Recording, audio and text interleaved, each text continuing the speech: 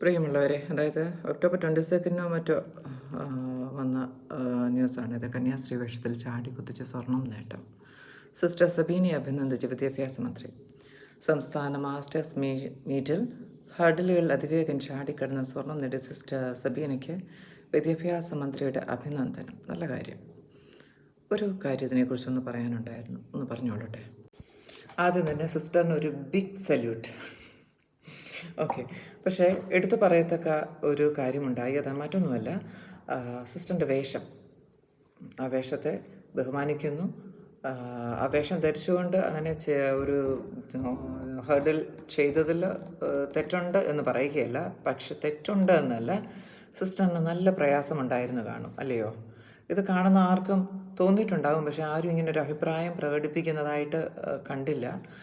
ഇനിയും ചെയ്തോന്ന് അങ്ങനെ പറഞ്ഞോന്നും അറിയില്ല. പക്ഷേ എനിക്ക് മനസ്സിൽ തോന്നി, ഞാനങ്ങ് പറഞ്ഞു. ഇത് കാണുന്നതിനെല്ലാം ഞാനങ്ങ് കയറി അങ്ങ് അഭിപ്രായം പറയുവാണ്, ഇവർക്ക് വേറൊരു തൊഴിലുമല്ലേ എന്നൊരു കൂട്ടർ ചിന്തിക്കുന്നുണ്ടാകും. പക്ഷെ അങ്ങനെയല്ല. നമ്മൾ ഇതുപോലെ ചില സംഭവങ്ങൾ കാണുമ്പോൾ നമുക്ക് ഉള്ള അഭിപ്രായം പറയുന്നത് കൊണ്ട് തെറ്റൊന്നുമില്ല. കാര്യം ഇത് ഒരു ജനറലായിട്ടൊരു കാര്യമാണിത്. അപ്പം ഇങ്ങനെയുള്ള സാഹചര്യങ്ങൾ സിസ്റ്റേഴ്സിന്, ഇങ്ങനെ പെർഫോം ചെയ്യുന്ന സിസ്റ്റേഴ്സിന് അവർക്ക് അനുയോജ്യമായ ഒരു വേഷം ധരിക്കാൻ അനുവാദം കൊടുക്കാം. അതിന് തക്കതായ വേഷങ്ങൾ അവർക്ക് തന്നെ ഡിസൈൻ ചെയ്യാം, സിസ്റ്റേഴ്സിന് പറ്റുന്ന വിധത്തിലുള്ളത്. കാര്യം ഒരാളെ പ്രയാസപ്പെടുത്തിക്കൊണ്ട് റിസൾട്ട് നേടിയെടുക്കാൻ ശ്രമിക്കുന്നതിന് നല്ലത് അവരെ പറ്റുന്നിടത്തോളം അവരെ കംഫർട്ടാക്കിക്കൊണ്ട് അവരിൽ നിന്ന് ഒരു റിസൾട്ട് കിട്ടുമ്പോൾ അതിന് കുറച്ചുകൂടി മനോഹാരിതയുണ്ടാകും. അത് എന്ത് തന്നെ കാര്യത്തിലാണെങ്കിലും. അപ്പോൾ എനിവേ സിസ്റ്ററിൻ്റെ ശ്രമം വളരെ നല്ലതായിരുന്നു. സ്വർണം തന്നെ കിട്ടിയിട്ടുണ്ട്.